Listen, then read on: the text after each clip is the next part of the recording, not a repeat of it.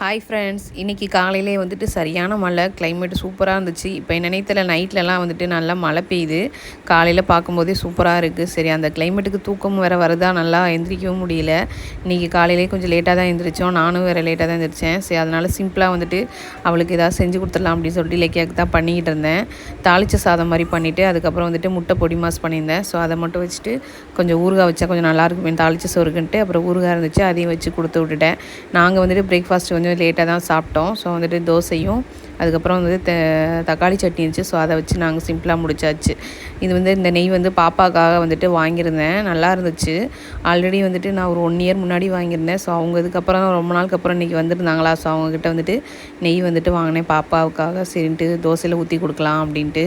அதுக்கப்புறம் வந்துட்டு night evening போல் வந்துட்டு சும்மா வெளியே போகலாம் அப்படின்னு சொல்லிட்டு நான் நரேஷும் போயிருந்தோம். நரேஷ்க்கு வந்து இந்த ட்ராக்ஸ் இது மாதிரி எடுக்கலாம் அப்படின்னு சொல்லிக்கிட்டு இருந்தாங்க. சரி, நாங்களும் சும்மா போயிட்டு வந்தோம்.